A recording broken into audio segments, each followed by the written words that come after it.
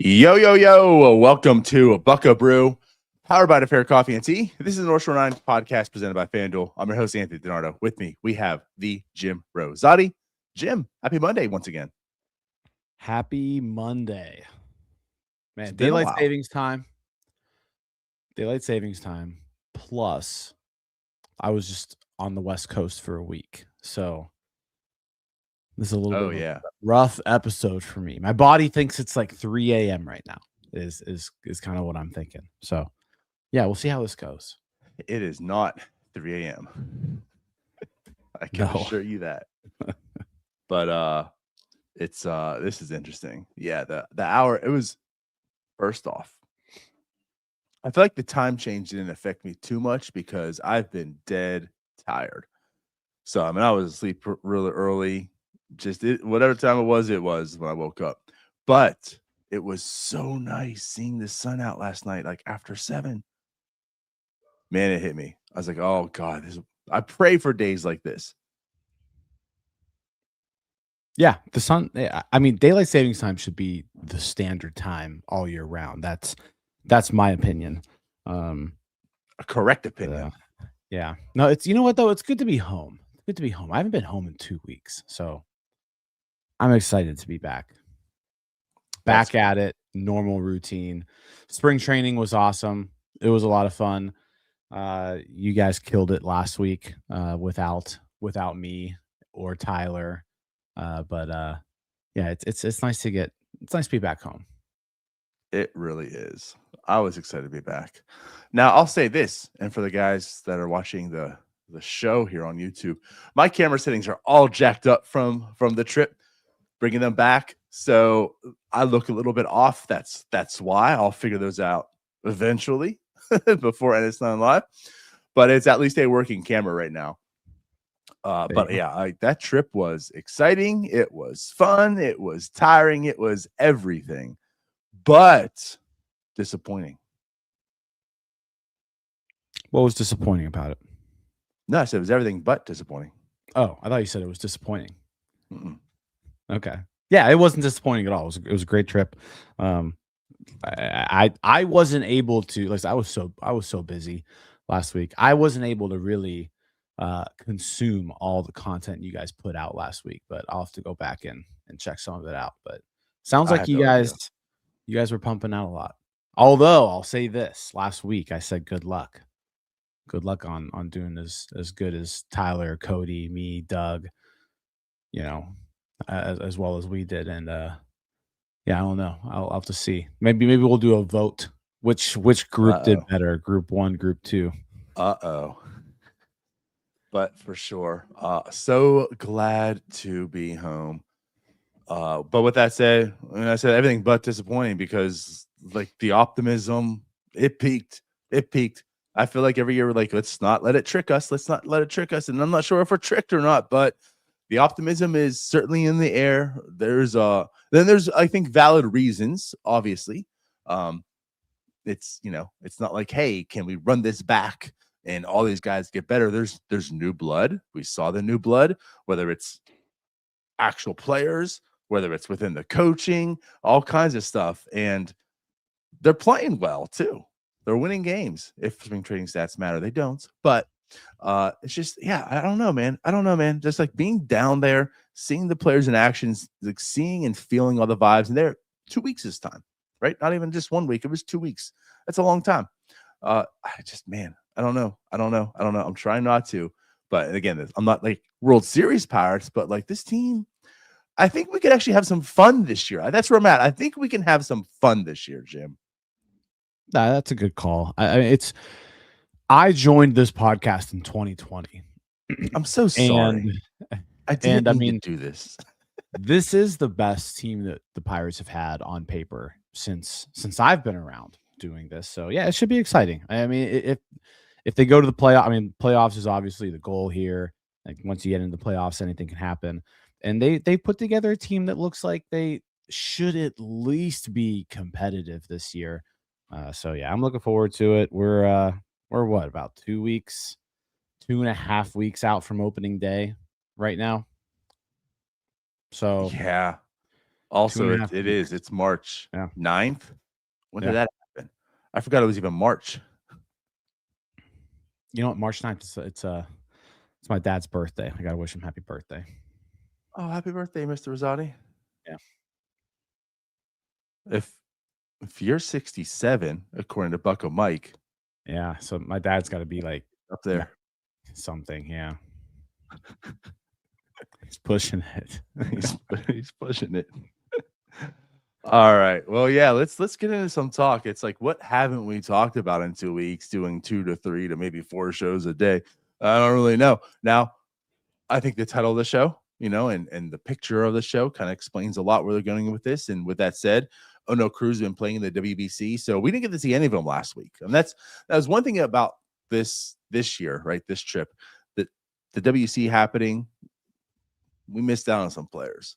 So, you didn't really get to see Paul Skeens this last week, Oneil Cruz's and such. So we didn't really talk too much about Oneil Cruz. Let's definitely talk about him. Let's talk about Konnor Griffin some more, because Ben decided to talk about Konnor Griffin some more as well. And let's talk about these battles, because I think now at this point in time, we're seeing some realistic battles. And here's the thing too, like, as we mentioned with this year, there's not many battles, which is a good thing. I felt like every there was like 9 to 12 position battles happening at, any one of the players could come north or not. So let's talk about the battles that's happening right now in camp, with some of this longevity that's taking place with the spring training. But yeah, let's of course start with Oneil Cruz. Now, we've been talking about him a little bit. We talked about some things leading up to this, but then the WBC happens, and Jim, the WBC happened for Oneil Cruz.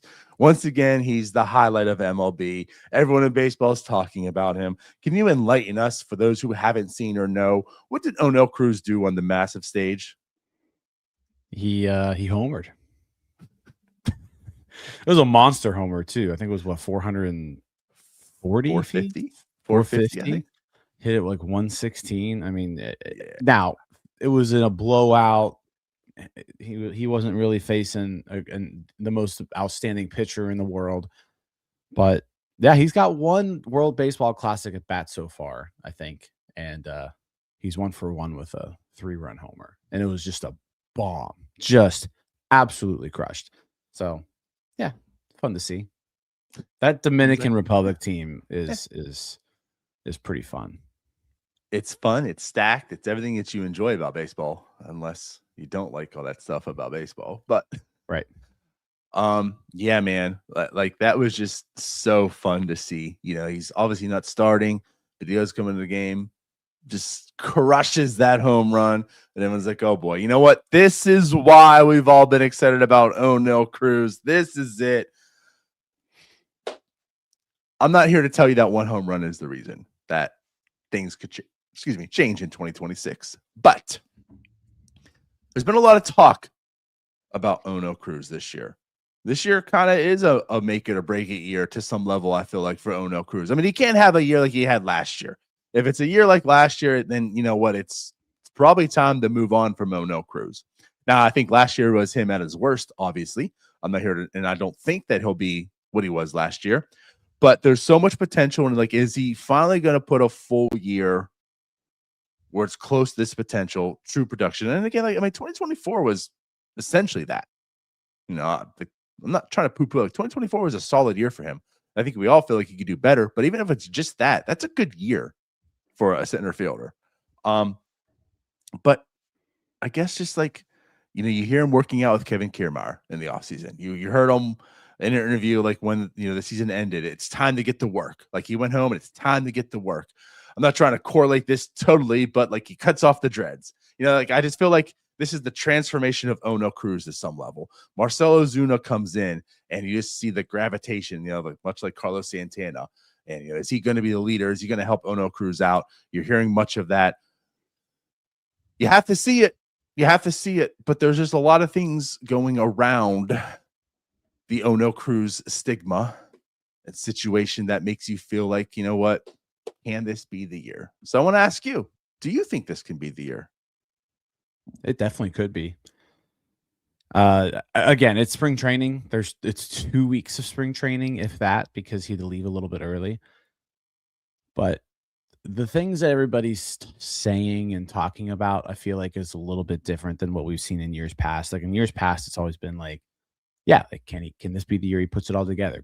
But hearing everyone talk about what he did over the offseason, it does seem like I guess the biggest thing here is like all those folks who say he doesn't care. Oh, Oneil Cruz doesn't care about anything. I think they're clearly incorrect. He cares. He wants to be good. He did not enjoy last season at all. And he put in a lot of work this offseason to make sure that that doesn't happen again. Now, you could say, why didn't he do this before? I don't know.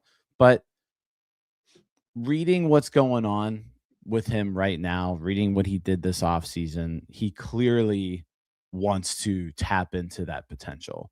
And so now it's a matter of like, can you take it from spring training and can you apply it during the regular season?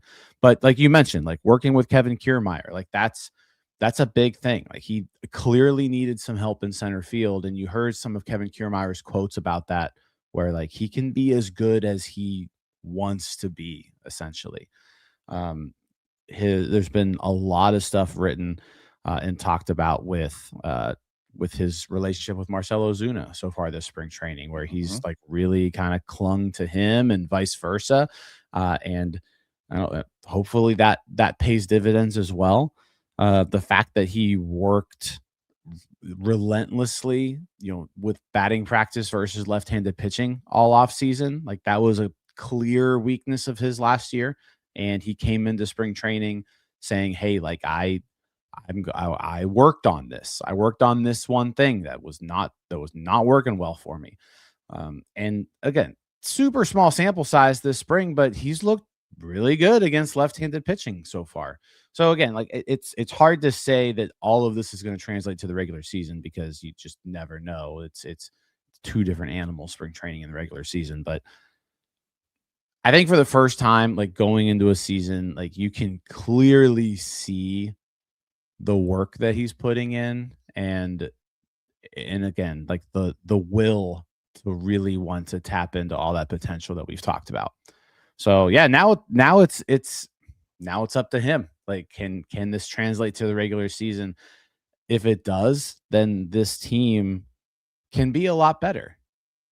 I mean, they added a lot of offensive help, and Oneil Cruz going from the hitter that he was last season to someone closer to who we all hoped he could become is a powerful weapon in any offense. Like we've seen what this team looks like when Oneil Cruz is firing on all cylinders. Like he can take over a game by himself. Like it's just him. He gets on base. He steals a base. He causes an overthrow. He's wreaking havoc on the base paths. He's scoring runs seemingly by himself. The fact that potential is there, and if he's able to tap into that more consistently, and then, oh yeah, by the way, they also got Brandon Lau, Marcelo Zuna, Ryan O'Hearn, Jake Mangum, like they've got all this other help. Yeah, it's hey, it could happen. This could be the year it all comes together. Yeah. Yeah. I want to understand why I'm putting this out in her perspective because, like, I don't want to say this and like lump him as like a prospect because he's far from that. But the reasons I do like advancing prospects, the reasons I'm not afraid of them failing is because you learn a lot from failure. And I think a lot of prospects can, they need to face adversity to improve. You can't just baby them, and try to make sure that they're in the most perfect situations that come up and just hit because the likelihood is they're not. They've never seen major league, pitching to that level. They've never seen a lot of this stuff. They need to face that adversity to overcome it, right? You need challenges. So again, I'm a big proponent of pushing people a little bit so they can face that adversity, to overcome it and move forward. Again, Oneil Cruz, not a prospect. However, he certainly faced a lot of adversity last year. I mean, by far his worst season. And to me, what matters the most is how you overcome that. Now, granted, like you said, you can argue it should never got to that point. And I agree. I think that's why a lot of us were we're kind of hard on Oneil Cruz, because it just seemed as if he may have looked checked out. Now, it doesn't necessarily mean that he's lazy. It doesn't mean that he doesn't care to some level, but that team sucked, and it just seemed as if with the team going downhill, so did his performance in play. This year could be a different year. This year seems like it should be a different year. Like you mentioned, the players, there's a lot of protection. That's also a thing it's a valid excuse. And again, it is an excuse. I get it, but it's also there's some validity to it. It was just him and Brian Reynolds in that lineup. No one had to pitch to either of them because it was the worst offense in baseball. So with a little bit more line of protection, that's in his favor. And I do feel that there was some reflection. As you mentioned, this is coming from just my perspective on things, but it was a bad year. Does he want to be bad? Does he want to? I mean, he's friends with Tatis. He's friends with Guerrero. He's friends with all those guys on the Dominican team. Does he want to be the cast off, the guy who sucks? I mean, you're around your friends. Don't you want to be part of them? Don't you want to be as good as them? Isn't it a little bit of like friendly competition as well? Do you just want to be the dude that sucks while the rest are like future Hall of Famers? I mean, there's some of that. Like I do feel hearing things like, we mentioned like when he goes home, like I went right to work. You're seeing that he's going to work. He's working with Kevin Kiermaier. He's doing certain things, right? It does make me feel a bit different this year, like you mentioned, than past years. That's all you have right now. It's all we have right now. But so far with what we have right now, that's the vibe I'm getting. He has to put it together. We know he has the tools. The fact that you mentioned, I think you said this though, but regardless, like the fact that he was like, when there was Montgomery's a pitch, like there was a lefty up there, he wants to face them. He wants to be challenged by lefties because that's something he knows he needs to get better at. And I mean, so far, he's been doing better facing lefties in spring training. So it's like all these things that you're seeing that, encouraging for us. We know that talent's there. I think that's why we're talking about this. We know the talent's there. So if he's in that mindset, he's doing all the right things. I do think the talent can translate and he can have at least a 2024 type of season, which would be very, very good for this team. So yes, I mean, again, maybe the WBC happening is also good for him because he's in that environment also. Again, you're with those dudes. It's your hometown. There's a little bit of that pride and such, having some of that and now hitting that home run, like I'm sure that really helps him, his confidence and such. I don't know if the Oneil Cruz we hoped and imagined for, the perennial 5-WAR type player, is in him, but I do think that there is a good enough player who can certainly have some highlights, will have some struggles, but like at the end of the day, will certainly be a player that can help this team win. Yeah, that player exists because we've seen him already. Like we've Yeah. seen a good Oneil Cruz before, and so I'm not. Yeah, and we'll see who shows up. I mean, we'll see who shows up. I think the one bummer of this situation with the World Baseball Classic is he's not a regular on that team. Like he's not going to be getting regular at bats in that tournament. He's had one so far, and he's homered. He may get a few pinch hit appearances here and there, but I hope it doesn't. I hope it doesn't mess with just his overall timing and getting ready for the regular season. I have a feeling it could, but also you hope that like just the experience that he gets from being around all those guys and playing in big time baseball games and just being a part of that atmosphere and you hope that maybe resonates more than not having live pitching that you're going up against every day, multiple times a day. You hope that kind of one outweighs the other. Hopefully he's still, taking batting practice and things like that, but there isn't really any substitute for just like live pitching in a baseball game. And so he is going to go like 2 weeks without seeing all that much of that. So that I guess is like my only concern is like once he gets back from this, like making sure that he's ready to roll for opening day. Right. And I'll say this, at the very least, I feel like he could probably get a hit off of a 17-year-old. So he's already a step ahead of Aaron Judge. That's true. I mean, you really put things in perspective. He's probably much better than Aaron Judge at this point. So that's a good point. That is a good point. Very much. But anyways, yeah, I mean, I think this can absolutely be a big year for Oneil Cruz. It probably is. It needs to be some type of a big year for him. But is there anything else that you want to talk or discuss about Oneil Cruz before moving on to the next subject? No, it's just like he can take this. I think if he just goes out there and he performs like regular Oneil Cruz, Mhm. career. I mean, right now he's a career 100 weighted runs created plus. Like, if he goes out there and just does that, I think this team's got a shot to be pretty good.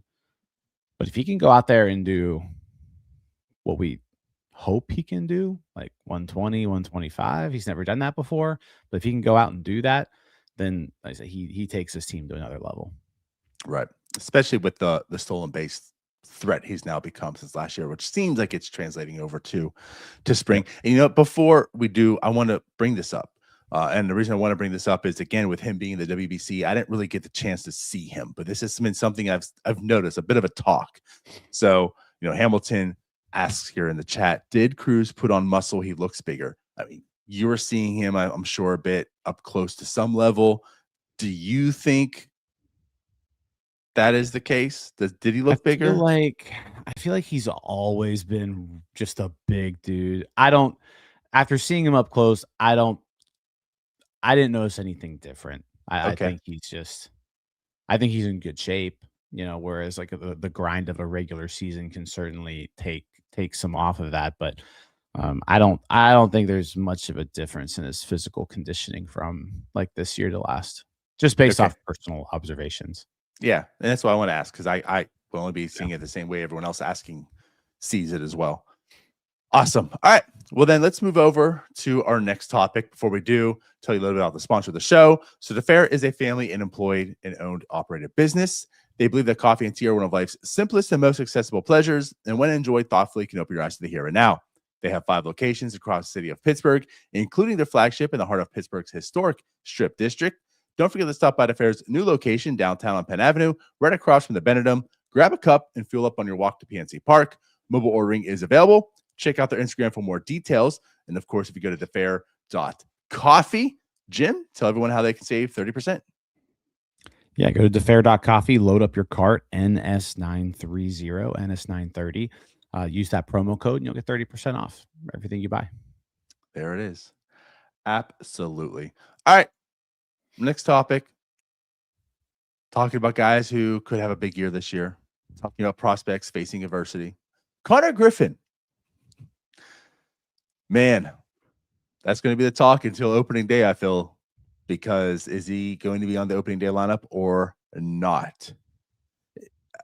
You saw him for a week to some level. I felt like, man, this is the thing. Okay, if I have one gripe about spring training, it's that Konnor Griffin, I swear, started every away game. Didn't play in the home games. I think you guys saw him once live, and it was because you went to an away game,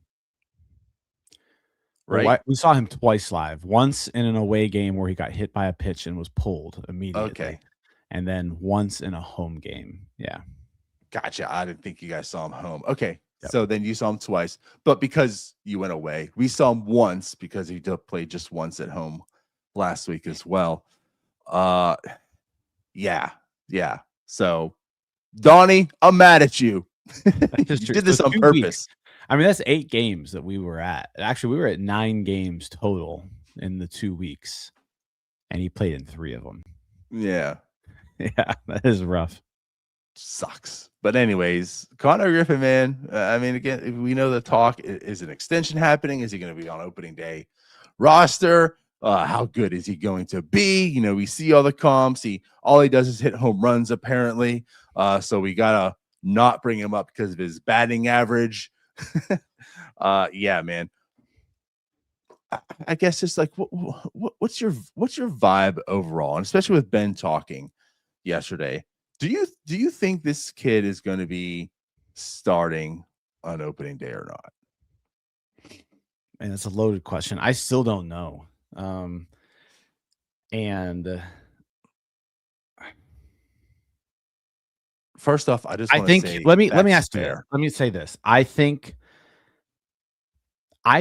if the Pirates started Konnor Griffin at shortstop opening day, he would be ready to go. Like, if you're asking me, is Konnor Griffin major league ready? I think the answer to that question is yes. Now, that's with what, 100-ish plate appearances above high A. And Ben Cherington mentioned this yesterday in his press conference, how like, yeah, like he's impressive. He's an impressive kid. You also have to remember he's 19. He's played in 21 games above high A, 98 plate appearances above high A. So 98 double A plate appearances, 0 triple A. I mean, that's 3 weeks. He's played 3 weeks in double A. So you do need to kind of take a step back and just assess this. Like, are you putting Konnor Griffin in the best position by putting him at shortstop on opening day? And I think that's a debate. Like, I think either side of that debate like holds merit right now. Like, I'm as much a proponent of like getting your studs to the majors as quick as possible. But like, even I can look at this and say, man, this is fast. Like, it's really fast. And Major League Baseball is a whole other animal as opposed to the Eastern League, right? It's a different animal as opposed to the International League. And he hasn't even played there yet. We've seen players over the last 5 years make that jump from the minors to the majors, and it hasn't worked out very well. It's a big jump.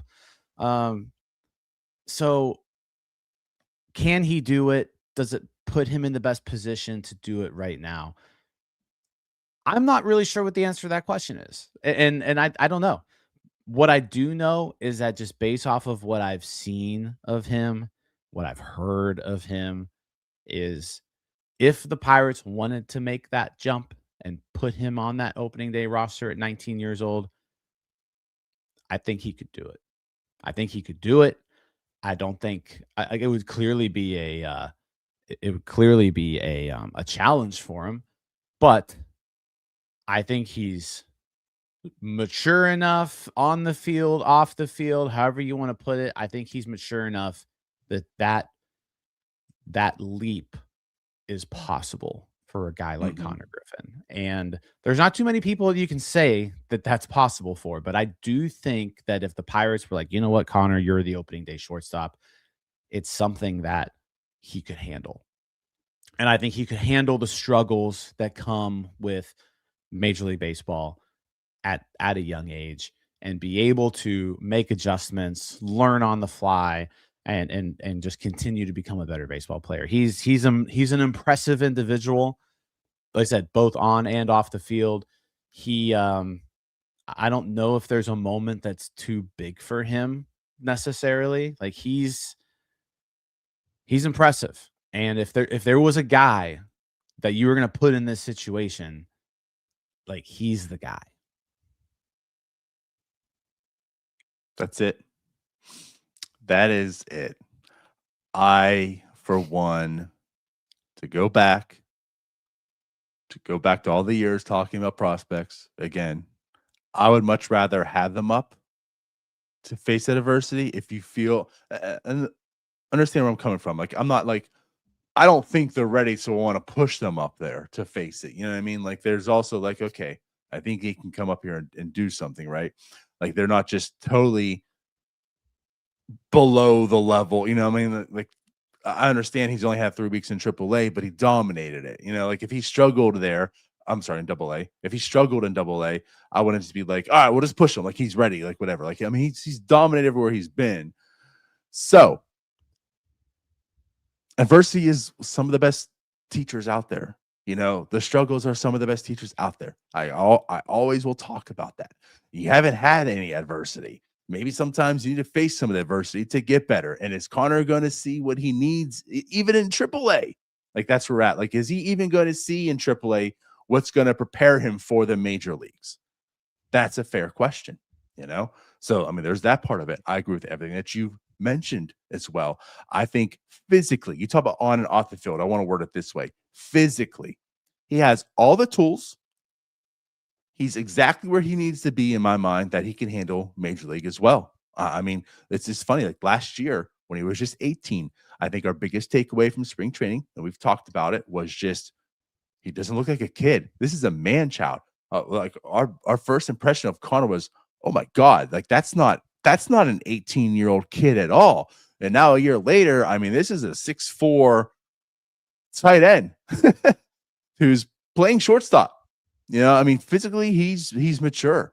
You know, I think the tools stand out that he's matured as well. I mean, everything that I don't want to say worried about, but it's like, okay, if Connor's going to succeed, he needs to clean these things up. And we saw that after, I mean, week 1 of the season last year. He's done all the things that you would imagine that you would need to do. I think it only, I think it only comes down to mentally. Is he capable of doing it? And that's where I think Konnor sets himself apart from a lot of people. Is, again, my perspective, what you hear. None of us know Konnor that well personally in a sense, but he carries himself differently. You know, I mean, when you're getting comped to like Willie Mays and all this, I mean, there's a lot of pressure on this kid, and he seems to handle it quite well. And at 19, when Paul Skeens is talking about your maturity, that says a lot. So I'm with you in the sense that I'm okay to some level on either side, because it's to some level, it's very much like the Paul Skeens situation. You know, like we were fine with Paul Skeens not starting an opening day. Like I can make sense of it. And I can make sense of this one as well, to maybe just let him relax a little bit. Take some of that pressure off. Like, here, go to AAA for a few weeks. Take a breath. You'll come up here. Let's get you adjusted. Let's take some of that pressure off. I could see that. But I also, this is a pivotal year. And if there is a kid that can do it, it is you. So you know what, kid? Come do it. And come earn yourself.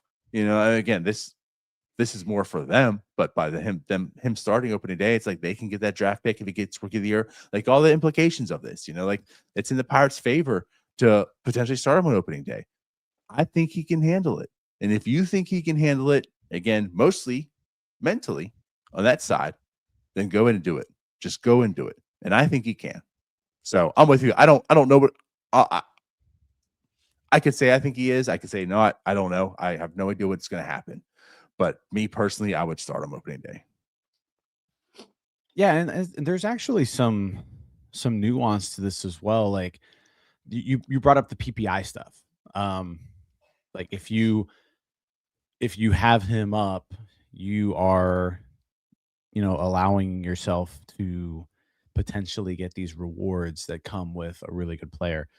Keep in mind, the PPI requirement is that they accrue 172 days of service time. You can still do that and be sent down. Like he doesn't have to actually start the year on the major league roster. He can be called up after about 2 weeks and he still qualifies for that because he'll still be getting that full year of service time. So, and you saw the Orioles did that something very similar thing with Jackson Holiday a few years back, where they started him in the minors, and then before I want to say the Orioles did it where they did it like right before that cutoff, they called him up. Now I think they had to send him back down because he struggled a little bit early, but that's how they handled that situation. So, yeah, if you're the Pirates and you do want to be like, hey, go to Indy for a week or two, you can actually sort of double dip here and do that and still maintain his PPI eligibility. Again, you've got roughly about 2 weeks there to play with. So I could see that maybe happening. Like you mentioned, it maybe takes a little bit of pressure off. Hey, go to Indy. You're playing in front of 10,000 people instead of 35, 40, 45, 50,000 people like you're going to be playing in New York on opening day. Go to Indy, get your swing down, play a few games in cold weather, get acclimated to it, because that's the other thing too. He's never done that before. He's from Mississippi and he's been playing in Bradenton, right, Florida, for the first parts of the season. So, yeah, so I could see that being a thing. Now, I I'm still inclined to say, like, I think he's ready. Like, I think he's ready. I think he can handle it. If you wanna do that just to, like, make sure, I get it. But if you're gonna send him down and he's every bit the same guy he is in AAA as he's shown us to be in spring training, which is, one of the best hitters Monster. on this team, you gotta get him up as soon as possible. Yeah. To go back. So, I mean, you were correct. I just want to give a date. Yeah, it was April 10th when Jackson Holiday made his actual debut. And you're right. I mean, they did send him down. I think a lot of people were shocked, but then it was right back up to ensure that he was in line for all the PPI stuff. And again, like if the Pirates go that route, also like I would be okay with it. Again, it's understandable. I am not going to hammer the Pirates for not starting the 19-year-old who has exactly just 1 year of professional baseball under his belt opening day. But it's got to be quick. Like this also can't be like we're gonna hold them down till June because of all these reasons. Like also, and again, I don't think they're going to. But that this is where I would be upset and hammering the Pirates if it's like, well, we've learned from Paul Skeens, so we have to hold him down till like July because he could still win Rookie of the Year if we do it in May or June. So that's where I'm going to fight. If it's April 10th he comes up, or even if, which again I'll give some pushback, like, well, why'd you wait this long? Even if it's the end of April, I can understand starting him off in AAA. I just disagree that he needs to be started off in AAA. Yeah, Much like I understood why Paul Skeens didn't start opening day. I just disagreed. He probably could and should have. yeah, I think, Skeen's a totally different situation too because he's a pitcher and, like, he had an innings limit. Like, I don't I really know. wanna compare the 2 too much.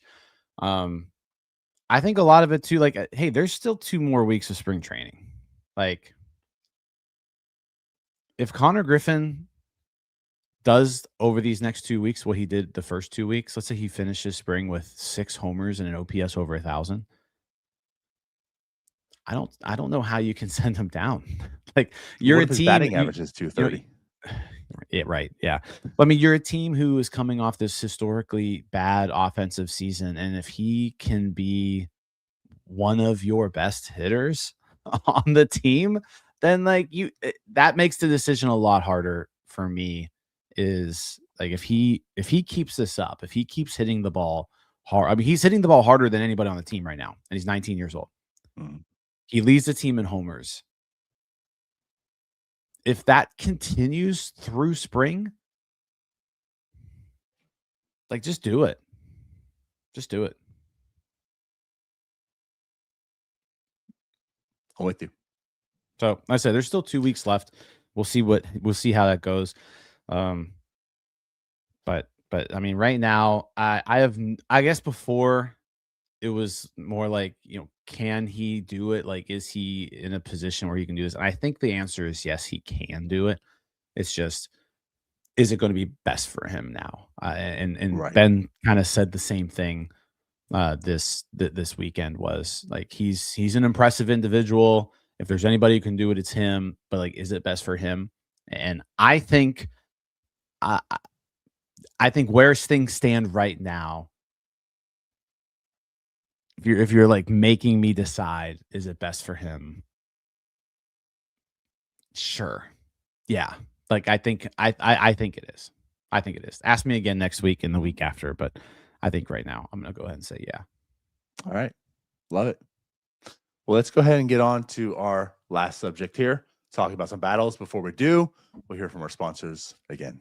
This episode is brought to you by IQ Bar, our exclusive snack hydration sponsor. IQ Bar protein bars, IQ Mix hydration mixes, and IQ Joe mushroom coffees are the delicious, low-sugar, brain and body fuel you need to win your day.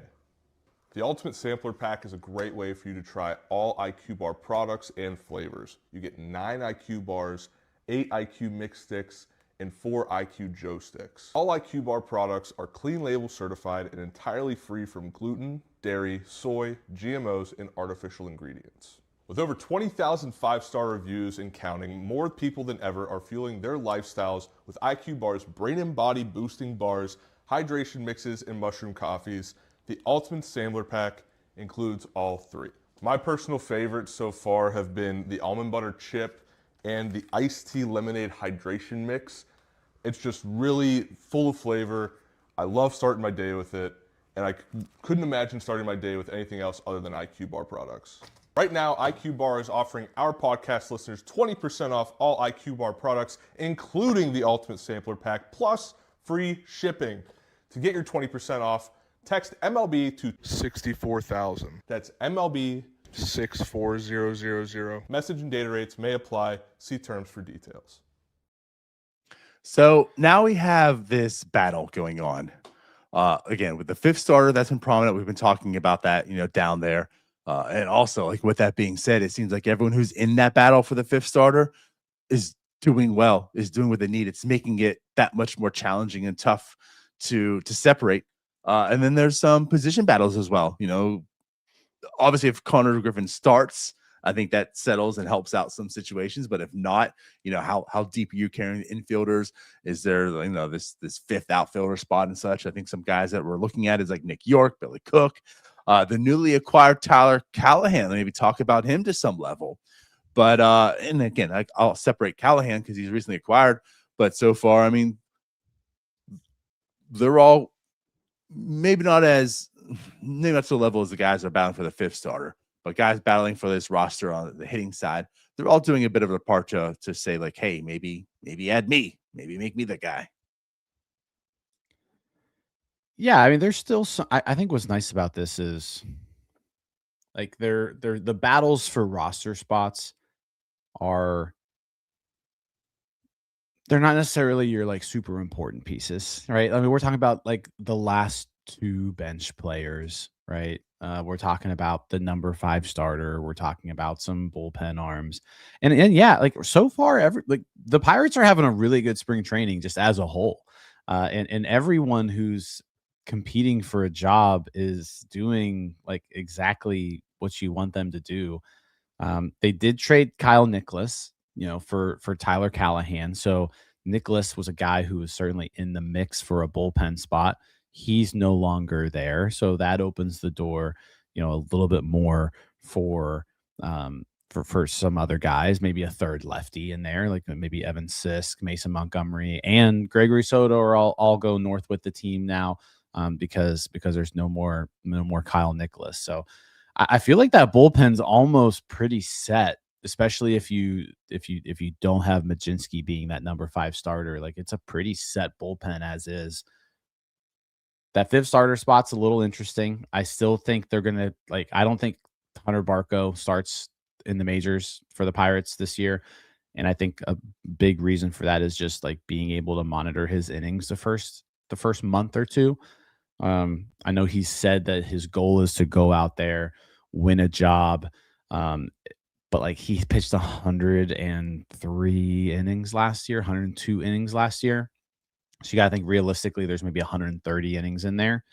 And if you start him day one, in order to get to 130 innings, it means you either have to skip starts or you're not going very deep into ball games.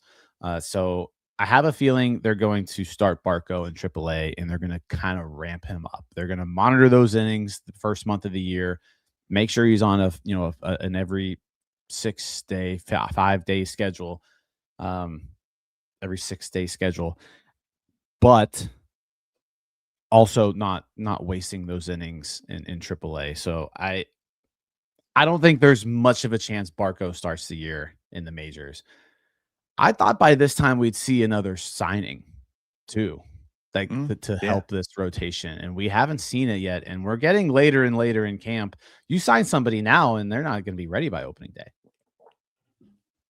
So there's still the possibility out there for a Patrick Corbin or a Tyler Anderson on a minor league deal. Let them ramp up a little bit, have them come up, maybe the first week of April.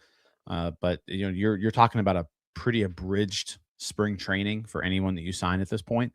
And if it's a starting pitcher, you're kind of already a little late. I'm still not like super comfortable with Jose Urquidy. I think it's fine. Like it's not the best option in the world, but I think it's fine. I'd still like to add one more arm if we could, but I don't know if that's going to happen here sitting on March 9th with opening day 2.5 weeks away. I don't know if that's going to happen. So I think right now Urquidy still has the inside track to a starter's role. He's got no options. He's on the 40 man. He has looked good up to this point.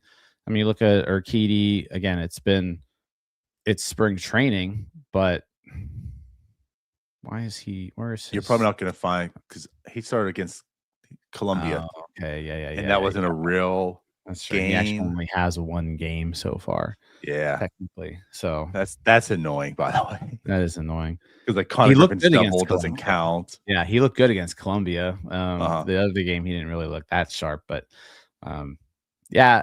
So I want to see more of him, but like right now, I'm not like super comfortable with Jose Urquidy as your fifth starter. I think you could live with him, but I think you could upgrade from there. Well, I'll say this: I thought for sure they'll be adding another starting pitcher, for sure. And the fact they haven't yet, we talked. You could still sign someone. I mean, they did with Andrew Heaney. It felt like they signed him like the first week spring training started. That's why he was a little bit behind. But at the end of the day, it was fine. But now that you're this deep, yeah, whoever you do sign, you're not on the opening day roster. Still a chance. I mean, there's still guys out there that are interesting, and maybe that's kind of I alluded to this, I think, 2 weeks ago, that maybe they're kind of waiting it out because they're comfortable with either of those pitchers to be their number 5. So it's just, well, who comes at the cheapest? Because I'm good with any of you. So like, why take a premium price at any one of the 3? Let's just wait till the third one remains and get you at your cheapest. But also, I think what plays into that is the fact that I think it's mainly health for Urquidy. Like it's a 5 starter. You're not going out there trying to find someone who's going to shut teams down and take you into playoffs. You need a 5 starter, especially until Hunter Barco's ready to come up. And I think Urquidy is pitching well enough that they feel comfortable when putting Barco down. That's why I say like this battle. I mean, Hunter Barco's in that battle, but I think ideally you want to be in AAA. And so the fact that Urquidy looks healthy and probably good enough to start plays into like their ideal scenario of, yeah, let's put him down there. This is where it's like Paul Skeens. Let's put him down there to kind of ramp him up, monitor those innings so he's ready to come up here potentially when it's needed. Jared Jones is still in the wings. He'll be coming up late May, hopefully as well. But even like I'll this, like even Mike Clevenger, I think a lot of us was like, whatever. But you know what? He's looked kind of solid. The swing and miss stuff's there. The velocity's there. He was at one time a really good pitcher with Cleveland. He's even as close as a couple years ago, he had some, a solid season. Maybe Mike Clevenger adds to that as well. So I think there are some options for this 5th starter that allow, the ideal person who's going to be the best of that, Hunter Barco, to be down there in the minors to kind of monitor those innings. And you can get by with either Urquidy and or Clevenger in the meantime. So that way, like this 5th starter isn't much of a pressing issue. It's funny because we had this debate on NS9 Live, I feel like a month ago. And I was like, you have to. And you're like, I think the depth is kind of there. And the way I feel with Clevenger and Urquidy right now in camp, maybe the depth is there. Because again, you're not relying on those 2 to win you anything. You just need an arm essentially that's capable. And I think they're showing that they could be capable to this point. I know it's early, but health seems to be on both of their sides at this point in time. And again, what's nice with Clevenger is you're starting to see some of that swing and miss stuff with him in camp. So I think I'm okay at this point in time with whoever gets the 5th starter role and Barco being in the minors. Yeah, I'm not really moving from my stance and thinking that like they have to go out there and get somebody. I think it would be a little bit better. I haven't been super impressed with Mike Clevenger, to be honest with you. Okay. I think the stuff looks a little good, but he's walking a lot of people and the command seems to be off. And he still also hasn't been able to get anyone out for a couple of years now. So I'm going to take that over 8 innings of spring training.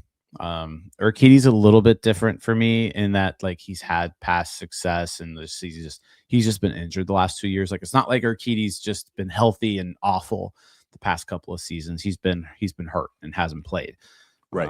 Whereas Clevenger has been healthy and awful, right? So like Clevenger's gonna have to do a whole lot more to impress me in spring training than Urquidy.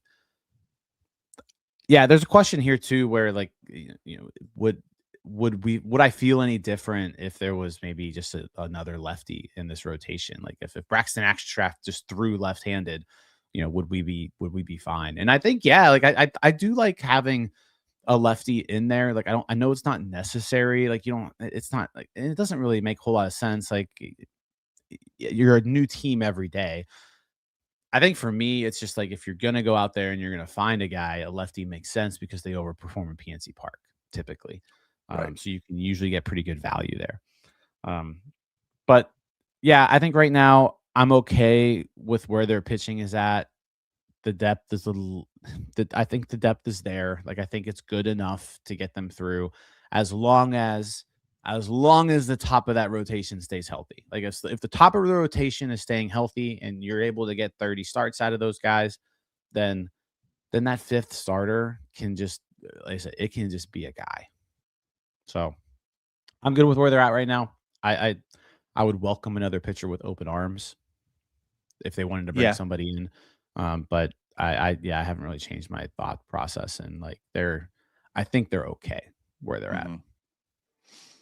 All fair. I'll say this though, I haven't talked about. We haven't really talked about Tyler Callihan either. So if we want to just mention him real quick, I want to go to the hitting side of things. Yeah, for sure. Yeah. He's a guy who I've seen a little bit in the just being in a Reds minor league town. I've been able to watch him very sparingly, but like when watching Louisville play, it was pretty clear that Tyler Callihan was one of the better players on that team when he was here. I'm not sure if he's necessarily gonna make this team. I think this has gotten to be a pretty interesting position battle now. The one thing that's almost going against him is you sort of want some righty bats on that bench because your lineup is super lefty heavy. So like, would you like? Because right now I feel like Callihan is in a direct battle with Nick Yorke, or or Josinson Garcia, or depending on what they do here with Konnor Griffin. Like, if Konnor Griffin's the starting shortstop, then Callihan probably makes this team. Right? Gonzalez goes to the bench. Nick Yorke's a bench back. Garcia still probably is going to AAA. I think. I don't think they're going to keep Garcia around as a fifth outfielder. So yeah, I think right now, actually, I think right now in either scenario, I think Callahan's probably on this team. He's versatile. He can play a lot of different positions. He's got some power. His swing should play fairly well at PNC Park. And if you look at him versus the other left-handed bench option that you have in Manuel Valdez, like I like Callihan better than Valdez, defensively and offensively. I want to be fair. I don't know that much about Callihan to have like this real formidable opinion on like who I truly like better. But I guess I kind of look at this in my mind too. Like, I feel like if Konnor does start in AAA, Callihan is on the team. I think that's where it definitely comes into play. Because it just makes the most sense. Like you shift Triolo to shortstop, and maybe Callahan's playing third, in that meantime. Because I'd rather have him there, I think, than Nick Yorke. Now, Nick Gonzalez is like an argument. Like maybe it is Nick Gonzalez and not Callihan. And that's fair. But maybe therefore that's why Callahan's on the bench at that point in time. If Konnor does make the team, I think then it's like, is it Nick Yorke you'd rather have or Callihan on the bench? And I don't know. Like, honestly, I don't know. I feel like I would prefer somebody else than Nick Yorke to be on the bench, but I'm not here to tell you like that's Tyler Callihan. It could be. But, as you mentioned too, like, is the righty lefty a difference maker or not? Nick Yorke so far offensively having a solid spring, one of my takeaways from seeing Nick Yorke is it's not that he's going to hit 20 plus home runs, right? But seems to be hitting the ball harder than I expected. You know, the ball's coming off the bat. Yeah. Pretty well. You know, the numbers reflect that, but it's not like he's dinking and dunking his way to, you know, what those numbers are like. And the one against Columbia, like he smoked the ball to center field and just got robbed. Great catch. You know, so he's hitting the ball pretty well. Defensively, not so good. That my takeaway. Defensively, not so great. So what does that mean? I don't really know. You know, I don't think he's blown anyone away, you know, defensive wise. You know, it's not like you're like a Triolo. He belongs to the majors because that glove's gonna play. You know, like Nick Yorke, I feel like gonna have to hit to some level to do so. So, you know, there's that. I don't know how I'm not here to tell you like Callihan is a great glove either, great bat. But you know, with Nick Yorke, he's hitting the ball a little bit better than I anticipated he would. But it's still in my eyes, Nick Yorke. I would prefer something better. So if Tyler Callihan is that guy, I'm perfectly okay with it. Yeah, I mean, I think that's all fair. This is certainly, like I say, a position battle though. Like he's definitely in the mix here for a bench spot. And like I said, if you don't know a whole lot about him, he can play left field, he can play third base, he can play second base, he can play first base. He can also play right field. He hasn't really done that, but he can definitely play corner outfield. So, you know, someone you can plug into a few different positions. There certainly is some power there. The hit tool isn't outstanding. Like there's going to be some swing and miss here, but he's got a little bit of pop. And yeah, I feel like just the swing plays well. I've seen him hit like nukes before, I guess, and so that's something. That's something. Now it was in the minors off of AAA pitching, but I have seen it happen. Sure. In my very limited time scouting Tyler Callihan, he stood out when it came to the Reds AAA baseball club. And I guess to be fair about this, a player who cannot hit nukes is Kyle Nicholas. So all fair. Good point. Yeah. Also, Kyle Nicholas blew up against Great Britain yesterday. You know, I didn't even notice that. Did he? Kind of did the Kyle Nicholas thing. Walked a bunch of people, gave up 2 runs. Yeah. I'll say this. I mean, I wish it would have worked out. Kyle Nicholas's stuff is awesome. The slider, I mean, we've talked about the slider a lot, where like it grades out as one of the best pitches on the entire team. It's just there's always something with him where like he just can't find the strike zone. And you did see him put it a little bit together towards the end of last year, where he put like a few outings in a row, like stacked really good outings. So it sucks. He's now in the division. So hopefully he never throws another strike again, like just all balls from this point forward, and just walks every Pirate he faces for the rest of his career. There it is. Yeah, I was gonna say it's all perspective if it sucks or not. It could be very, very good that he's in the division. Yeah, I said my piece about the trade and such, but you know, now Tyler Callihan is in here. I think he's certainly in that mix, but ultimately, you know, Nick Yorke's doing his thing. Even Billy Cook's doing his thing. You talk about the password. You know, I think maybe Billy Cook could provide almost like the Hunter Barco thing. It's like, you know, you want Garcia to have every day at bats. And I brought this scenario, I think, because like we're talking about behind the scenes, like the Doug and such. And like I felt like this isn't a jinx, please don't make this happen. But like I felt like if Ryan O'Hearn went down for an extended period of time, I feel like, you know what, Garcia coming up makes a lot of sense because he'll get every day at bats. He is performing well this offseason, you know, this spring and such. So maybe he's ready. You know, we're talking about that. But because I feel like, okay, he's the plug and play. You put him in left field or right field or whatever.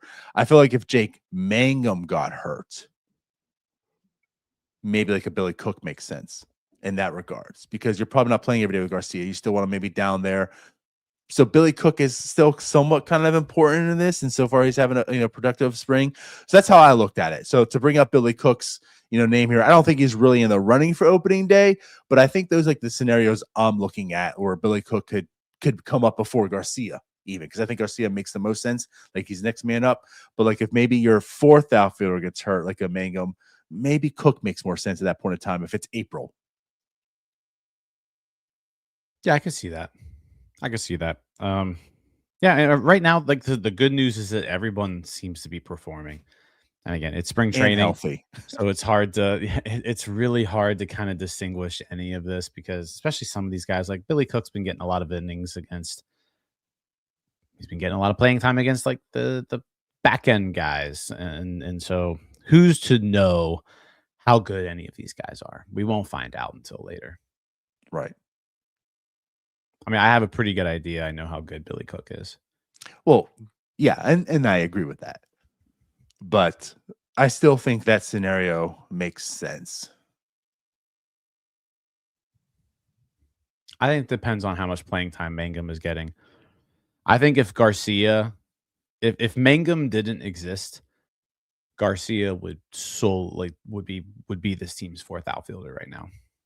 That's where I'm at. So I think if something were to happen to Mangum, I think Garcia's got a spot on this team. Okay. I don't have too much faith in Billy Cook Oh, I don't either, but to really do much of anything. yeah. All right. Well, was there anything else that we want to talk about? World Baseball Classic. Mhm. Paul Skeens starting for Team USA tonight. So that should be exciting. Must see TV. Yeah. He seems to be definitely thrusting himself into everything that the World Baseball Classic encapsulates. So, yeah, I expect him to be outstanding tonight. Yeah. Well, I mean, he has one speed. It's outstanding. Yeah. Yeah. So it should be fun. So I believe that game's at 8:00 tonight. Yep. Yeah. So Paul Skeens, World Baseball Classic. They'd probably go 4 innings would be my guess. That's what he's probably due for. 3 or 4 innings. So yeah, let's go USA. Go USA. Go, Paul. This is the second best thing you do outside of serving your country. So, so do it then. Be successful. I can't wait. Paul Yep. Skeens is great. And it's nice too. Like when you've seen graphics, like everyone promoting USA and WBC, like it's Aaron Judge and like Paul Skeens. You know, I mean, it's awesome. Like, hey, that's a Pittsburgh Pirate, and he's like the face of this thing. So yeah, cool. All right, so there's that tonight. Outside of that, some promotion. So if you haven't heard, there's a new show that's coming to North Shore 9 with a new person. Alex Stumpf joins NS9 having a daily show called Offbeat. That's going to debut probably somewhere later this week. I think it may be a Thursday. It'll first drop, but then basically every day, Monday through Friday, about 15 minutes, you'll get to hear Alex Stumpf talk, some inside news, some stuff he's been holding out from telling us this whole past week. I'm kind of pissed, but I get it.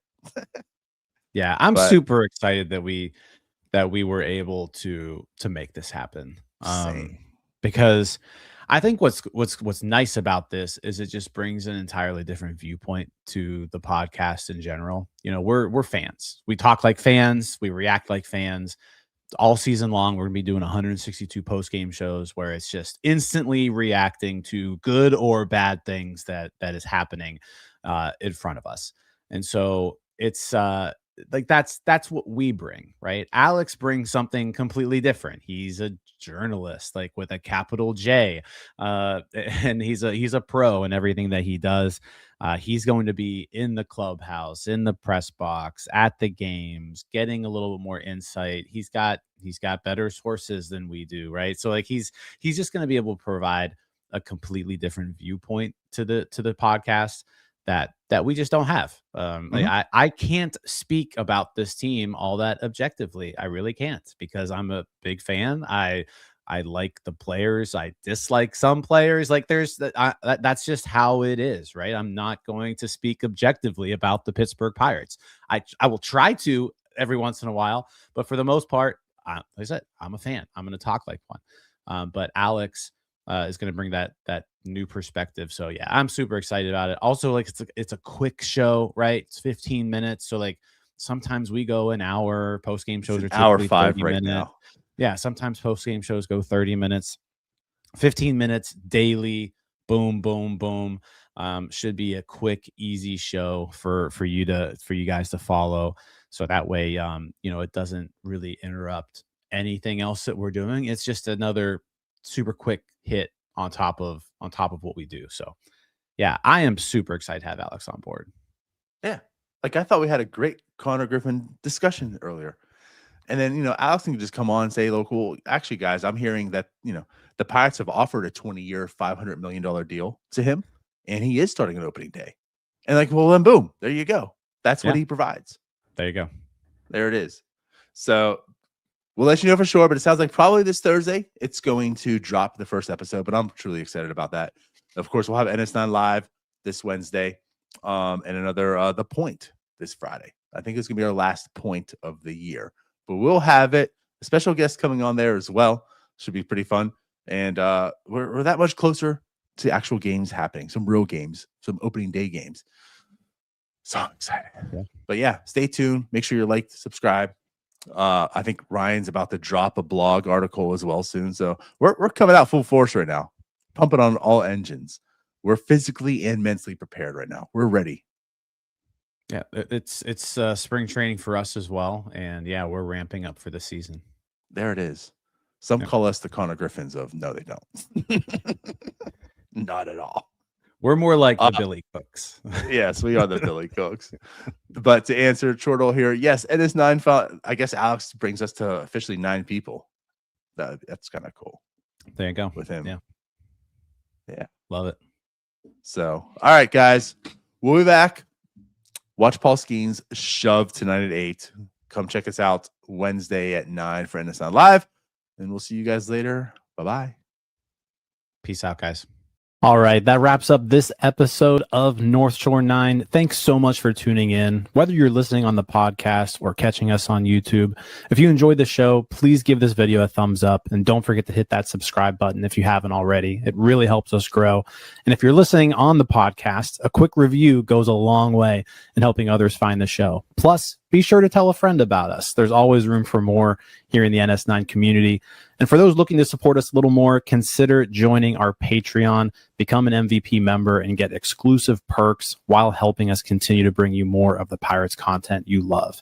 Thanks again for all your support, and let's go Bucks.